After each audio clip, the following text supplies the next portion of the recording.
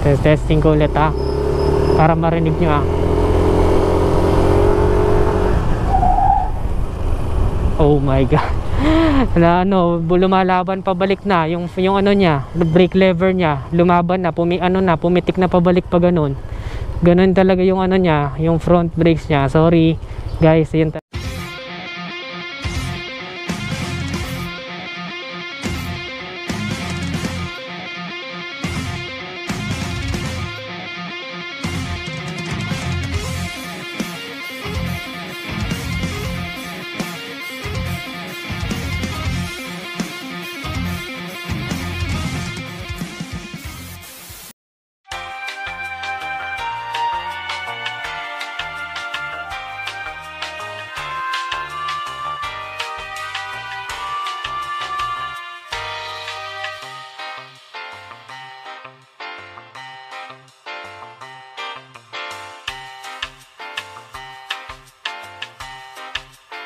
Ayan, testing natin yung brakes niya. Testing ko ng ano na. Tahimik na siya i-start kasi may smart motor generator na. Rear brake. Testing ko lang ng malakas. I-hard test natin siya. 40. Oh, walang skidding, guys. Huwag kayong mag-test ng brake sa maraming tao. Wala naman kasi lumalabas ngayon kasi MECQ ngayon. Ito, testing natin sa pataas, paahon. Walang problema. Maano ko siya, compare mo sa mga 125cc kasi yun, nakakita nyo naman, naka Mio Soul ako, diba? So mas grabe talaga ma-distinguish mo yung displacement nya sa ano pa lang, sa pag-ahon, sa paahon, okay siya. So kung mabibigat lagi ang angkas ninyo or kayo mabigat, marirecommend ko itong motor na to. So balik tayo. Front brakes naman,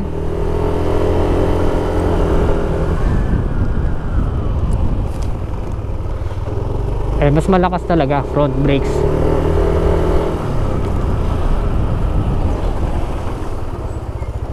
Grabe, lakas ng front brakes niya. Tsaka yung mga buttons niya, ang dali lang pindutin, malambot siya.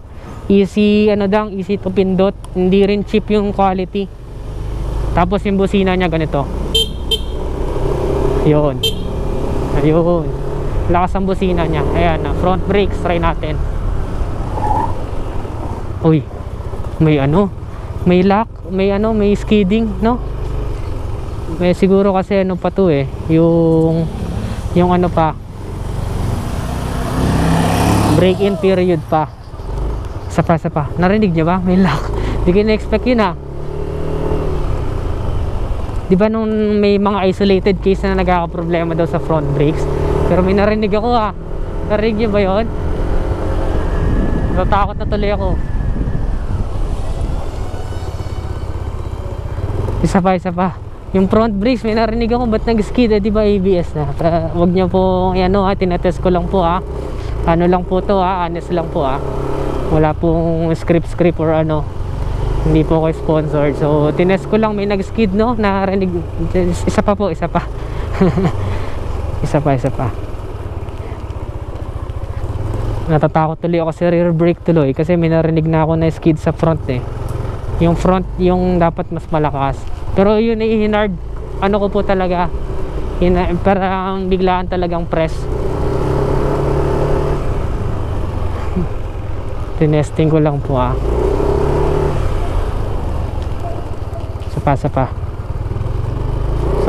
Isa pa. Hindi ako makahanap ng velo ngayon tuloy. Hindi ako makahanap. Pero sa paahon okay siya. Sa paahon bubelo ako para makita ko yung brakes nya.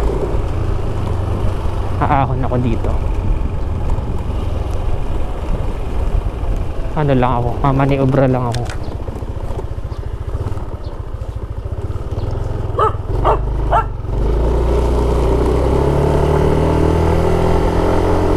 Sa paahon walang kahirap-hirap. Sa displacement nya okay na okay siya. Walang skidding sa rear, pero sa front nag-skid ako. Nag-skid ako sa front. Ulitin ko. Ulitin ko ah.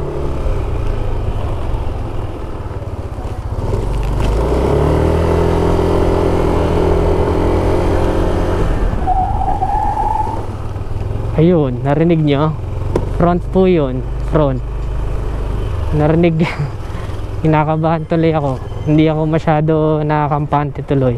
Front po yun guys. Pasensya na. Baka mag-start na ng controversy sa motorcycle world. Pero yun po. Yung naano ko. Isa pa sir ah. Last na. Last na ikot na. Baka magkaroon po ng controversy eh. Hindi po ako may kasalanan ha. Tinetest ko lang po talaga. Inahatid ko lang kung ano yung first hand experience ko guys.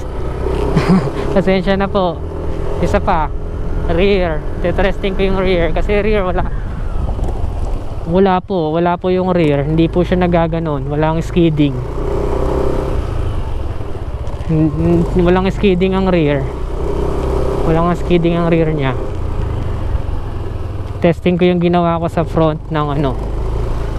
So both brakes pa rin talaga. Kapag ganito ang scenario, both brakes pa rin may papayo ko.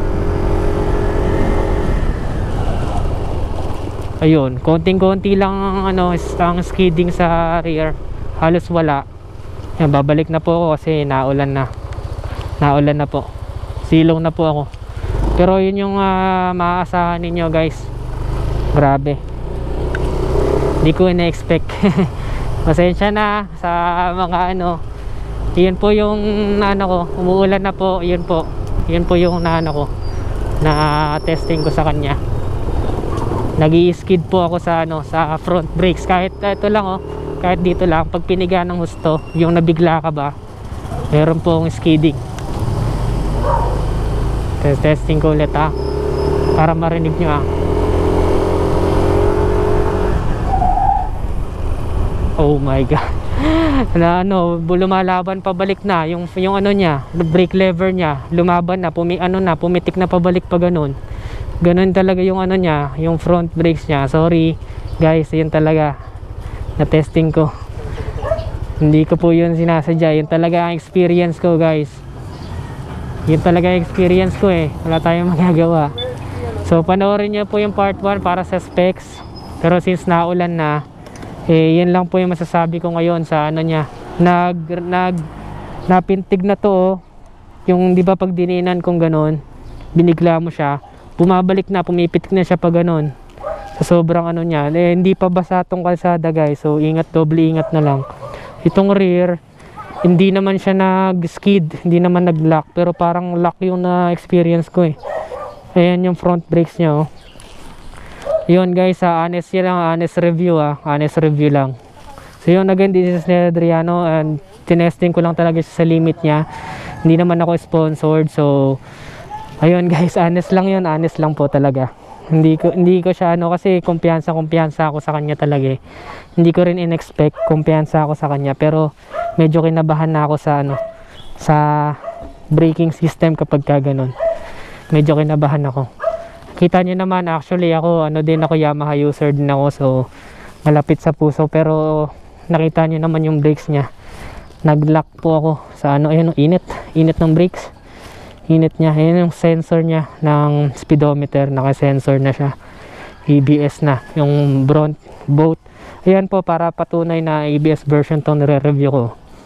Ayan ABS version po yan, ayan nakakilis na siya. Ito po ABS nakalagay. NMAX 2020 po yan, ayan NMAX 2020. Kita nyo naman sa unahan, di ba? No cut, hindi ko po ito ika-cut para makita nyo na totoo. Ayan, NMAX 2020 siya guys. Yun lang, maraming salamat sa panonood. Kung nagustuhan mo, don't forget to give this video a thumbs up. Subscribe, anong masasabi nyo? Bakit ako nag-lock doon sa Ako ba may mali bilang driver? Or ano masasabi ninyo? May mga isolated cases daw talaga na ganun. Noon sa dating NMAX, hindi ko siya na-encounter sa una kong review dun sa NMAX version 1, pero ito na-encounter ko siya. Comment down below, and again, always keep it cool and ride safe always. Bye bye now. So yun guys, yun yung experience ko dito sa NMAX 2020. Nakakaramdam nga ako ng skidding. So dito parang pumitik siya pabalik na ganun sa sobrang ano, hinard test ko lang siya. Actually hindi naman basa yung kalsada, kita nyo. So yun yung experience ko. Kung merong may mga alam sa inyo kung dahil ba break-in period pa siya kaya ganun, yung ABS niya hindi pa ganun ka-responsive, or bakit nag-skid or ba't nag-lock, or may tunog na ganun na parang skidding, gusto ko lang malaman. And also syempre si sir na bumili nito, gusto namin malaman kung ano yung na-experience ko na yon. And kung alam niyo, please comment down below. Dahil ba break-in period pa lang, or kulang lang ba sa langis, or actually wala naman akong sa prior knowledge ko wala naman dapat ganon, no? And gusto mo nga to na walang pahid ng langis dahil para kumagat nga ng mas maayos yung brakes. Pero kung merong may alam sa inyo or may naka-experience din kahit sa version 1 ng NMAX, paano yung ginawa ninyo? And ngayon syempre tatanong namin sa dealership kung ano yung magiging remedyo kung sakaling may ganong experience, no? Kung normal lang ba yon. Tatanungin namin ngayon sa Yamaha dealership. I-update ko kayo kung ano yung magiging response nila, kung may papalitan lang ba, or yung mismong unit yung papalitan. Check namin. So sasama ko kayo sa journey kung ano yung mangyayari, remedyo ng mga staff ng Yamaha. And kung merong man nakakaalam kung paano yung gagawin, mag-comment lang po kayo sa baba. And kung alam niyo kung ano yung experience ko, comment lang po kayo sa baba para humingi kami ng opinion ninyo kung ano sa palagay ninyo yung experience ko. Okay? So for me, nagulat lang ako kasi sabi ko nga ABS na siya, pero naka-experience ako ng skidding, and sobrang lakas nung narinig ko. Kung rinig sa video, ayun, makikita nyo naman. So gusto lang namin malaman din, ano. Yun lang, hindi ko kasi naasahan. So maraming salamat sa mga tutulong. Please just comment down below. Ayun, NMAX 2020, ayun yung brake test ko sa kanya. Naka-experience ako ng skidding. Yun. So kung nagustuhan mo yung ganong honest review, give this video a thumbs up, comment your thoughts below, subscribe para updated ka kung anong gagawin namin next. And see you on the next vlog. Always keep it cool, ride safe always. Bye bye.